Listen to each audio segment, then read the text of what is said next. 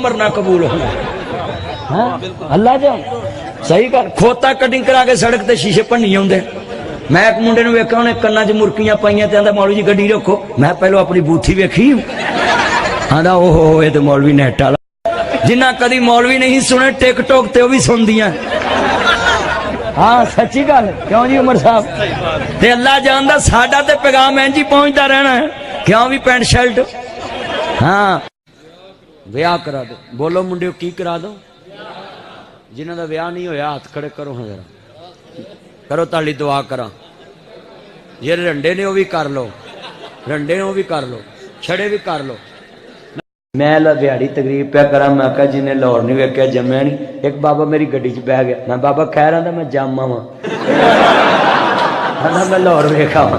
मैं बड़ी गल है बाबा है नाल जेड़ा बोले ओह कुंडा खोल। और रब दे नां ते देग देनी ते चने पाके ते जदों बेगम दे आने ना पिछले आदा सुभान अल्लाह क्या बात है सोने चन मखना। गल सही की है। मैं अपन मावां नूं भी कहांगा पैंपर घट लाया करो ते बालां नूं। अल्लाह जिंदा लाहौर एक मेरा बेली ओदी बेगम आंदी जानू मुझसे ये पैंपर नहीं लगता मुझे स्मेल आती है। ते मैं कहा जम्या क्यों सी। हाँ नहीं नहीं नहीं KFC ला लो तुसी मैकडोनल्ड ला लो। उत्थे चार बेली बहिंदे ना ते एवें करी आउंदे ओ पैसे मैं देना है ओ पैसे मैं देना है। जिन्हें देने होंदे पहलों ही दे आउंदा है। ए चादर ला दे कोई नहीं ठंड एडी तेनू बड़ी ठंड लग रही। जर्सी पाई तोबा थले शर्ट जर्सी चादर मेरा मक्खन। अल्लाह तेनू सट लगी सही कर दवे। मिल के बनना प्यार ना करो।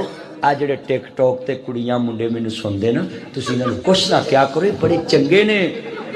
हाँ चंगे चलिया बड़े चंगे लोग ने। चंगे ही ने ते चंगियां नूं सुनन दा ते चंगियां दी नकलां लाउंदा ने। अल्लाह जानदा इन्ना हुसन दा दौर है कि मैं अपने मोबाइल च पिक्चर उतारी है। एक मोटरसाइकिल दे मगर लिखिया है नेट ते चढ़ी है।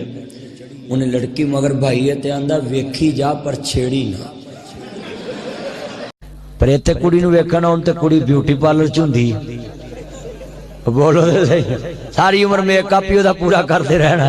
मेरा एक बेली आंदा मौलवी जी उन्नी मेरी तनख्वाह नहीं जिन्नी बेगम दे खर्चे ने। ते मैं तू अपने वर्गी को मातड़ लभदा। मेरी ये भैन जदों रिश्ता वेखन जावे वेख्या कर हांडी किन्ने पकाई है। जे कुड़ी दी मां हांडी पकावे ते समझ जावी तेनू भी पका के खवाउणी पैनी है। ते जे कुड़ी होवे ना किचन च ते फिर समझ जावी ये तेनू भी पका के खवाए। पर इत्थे कुड़ी नूं वेखना हुण ते कुड़ी ब्यूटी पार्लर च हुंदी। बोलो सही सारी उम्र मेकअप ही ओदा पूरा कर दे। जदों दी सोशल मीडिया शैतानी चरखा चलिया है ना बंदा खलो के किते पानी भी नहीं पी सकदा बोतल नहीं बह के पी सकदा। देखो जी ये मौलवी साहब पेप्सी पी रहे। ये किस तरह दा ड्रामा चल पिया। अल्लाह जानदा कोई महफूज ही नहीं रहा जिथे बैठे हुंदे ने। हुण साडे मुसलमान एडी अंतरी कौम हो गई है। चार बीवियां पसंद करते ने धी एक नहीं पसंद करते। बीवी आंदे ने 2 हो जान 3 हो जान 4 हो जान ते धी एक भी जम पे ना ते बुढ़ी नाल इन्हां दे 12 बजे रही। हुण आटा गुन्नण वालियां मशीनां आ गईयां रोटी पकाउण वालियां आ गईयां ते बुढ़ियां दे वजन 3 मन ना होण ते होर की होवे। नहीं सच्ची गल पहले बीबियां काम करदियां सन।